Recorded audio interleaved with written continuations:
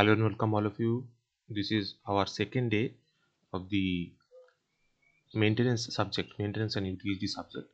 So in the second day, we will also take up illumination part, and in the preceding classes, we will add up other topics as well.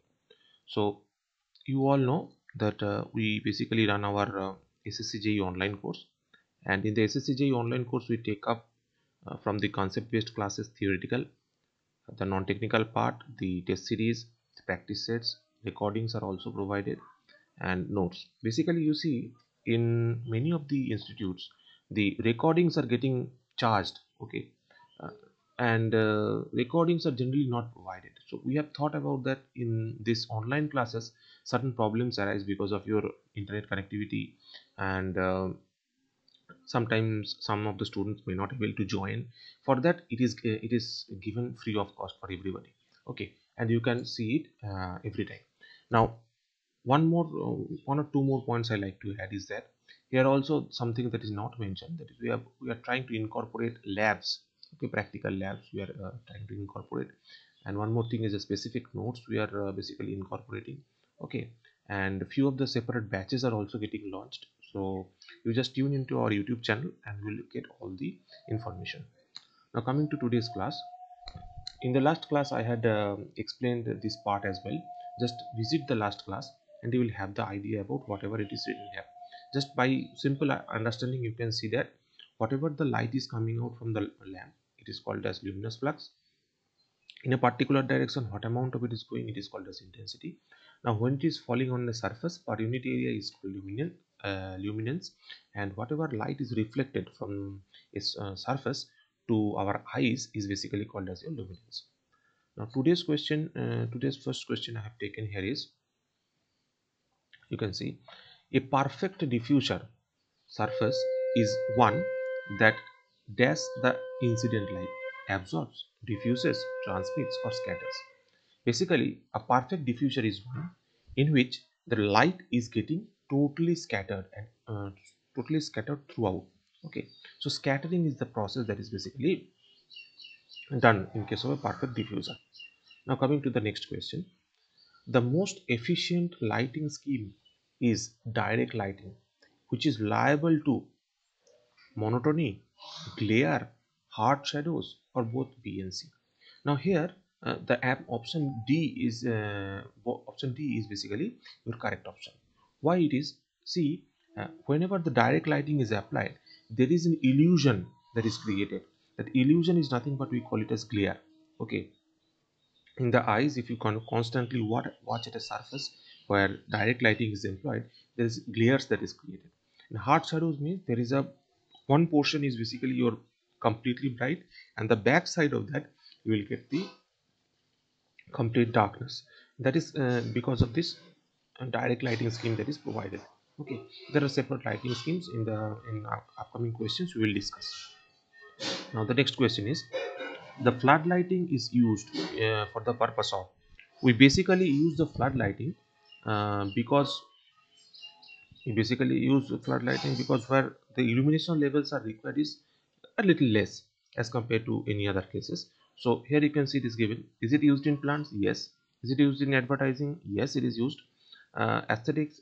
Yes, it is. So all of these will be the correct option for used in floodlights.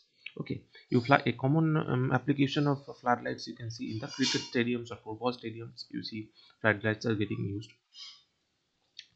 Now here you can see the next question is, color of the light depends on speed of light, frequency, wavelength, or both P and C.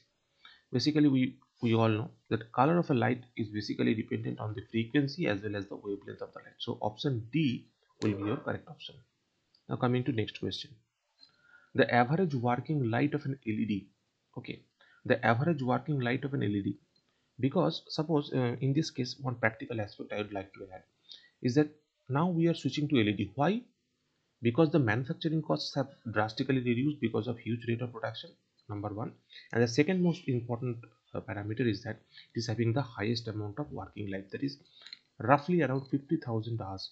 That is the working light of an LED light. Luminous efficiency of a fluorescent lamp. Basically luminous efficiency means whatever lumen output, that is what amount of light is coming out with respect to the what amount of power we are supplying, is basically 60 lumen per watt. Okay, so 60 lumen per watt, basically it is your efficiency of the fluorescent lamp. Now coming to next question, out of the following, which lamp costs less? So here you can see, CFL lamp is given, mercury vapor lamp is given, sodium vapor lamp is given. So out of this, basically GLS lamp has the lowest of the costs. Okay, and it has the lowest of the costs as well, and the power factor is also high. Okay, you have the power factor is also high for this lamp as well. Out of the combination, power factor is also high for this combination. Okay, now coming to next question, that is the standard illumination levels recommended for normal reading. Whenever we are reading certain books or any other thing, the normal standard value is basically given as 60 to 100. Basically in the range of 300 to 400, we find that whenever there is a precision work is going on, we basically use that this level. Now whenever we are in a street, suppose the precision is not required, so the illumination level here we can maintain 10 to 12 lumen per meter square, we can maintain, right? And in case of in hospitals as well, in certain outdoors we basically use this small amount of level. So you can get an idea that what is the figure for when there is the small amount of light is required or low amount of light is required, and where there is greater amount of light is required, that is in 300 to 400, and in between you can see the reading levels are also there. Okay, so you can get the idea of the ranges of different lighting levels. Now coming to today's next question, that is, see here, I have given certain questions, certain diagrams, and based on the diagram I have tried to make a very interestingly, I tried to position this question.